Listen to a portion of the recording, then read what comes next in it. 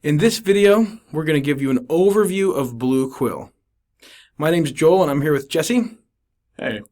And so we're going to talk through BlueQuill. I think you've probably used this before in some of your teaching, but we want to give you a bigger look at how to use BlueQuill, particularly as you have an opportunity to take your course online. So we'll do a series of videos here. I think for this first one, Jesse, we decided we'd just walk through kind of an overview of BlueQuill so you're familiar with that and some of its basic features. Right. So when you first log into BlueQuill, this is the page that you land on, and you'll have cards here for all the different courses that you're teaching at the moment. And then, so you can click this little button to view the course. And when you first land in here, this is the main course page. And you see that we've got the button here highlighted that shows that we're in the course page. And there's also a link to grades, looking at student activity, rates and reports and things of that sort. And then also here there's an apps button, which most of you should be familiar with, because under that is where the attendance is. Right. So the rest of this is populated by these containers, which are basically just really a way to organize different learning objects. So you have the one in the syllabus here, which is already populated with your Urbana policies and services. And as you go down, there's an information and resources container.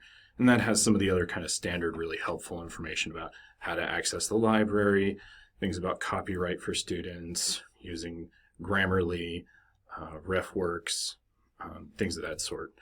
And then as you go down, all you're going to have here is a container per week. And this is already populated in your course when you first get it. Right.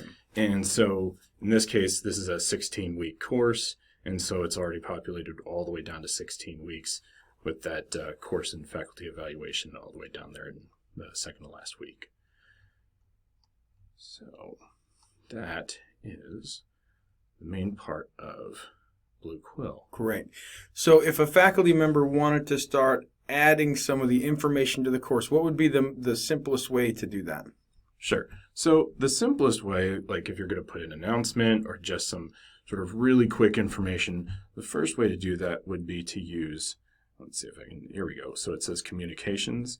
So I'm just going to add a new class communication. So you just click and drag. Right. So it's here and it'll tell you it's saved, which is a really handy thing.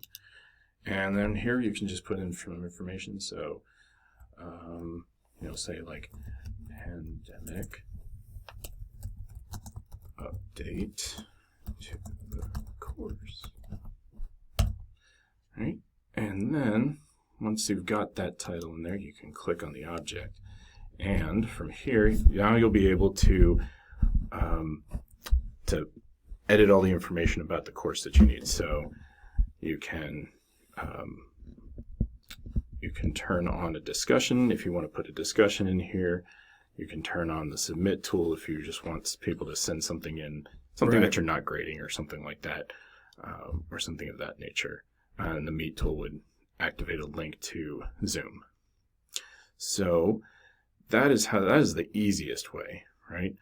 And then, of course, you have to publish. Right, and so here we go. So we publish to the class. And in this case, we're going to say, yeah, sure, let's publish it on this day. And show it on the homepage calendar. What does that do if you click the homepage calendar? It just shows it. So it just shows a date actually on the object itself, so that you can say, hey, so that when they see it, they're like, oh, this is information right here from this date.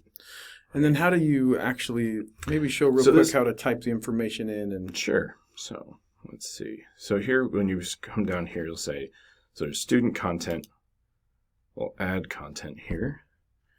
And here we can say, this class is moving online due to the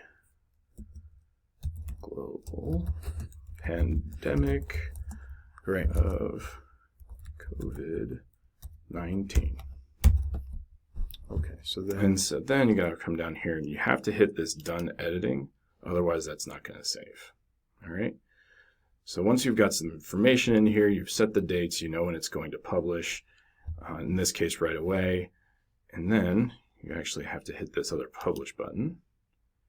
And now you see it says here, course saved successfully. It said published. And now when we leave this, Great. this object, see now it's got that date down there, so we know exactly when that information is from. We've got a little title on it, has the right information there, and it's no longer grayed out like this draft object over here. Great.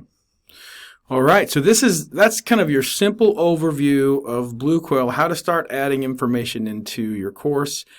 So we'll do some more videos about how to add assignments and even online text-based discussions and even quizzes. So we'll come back to you with some other videos on that, and thanks for watching.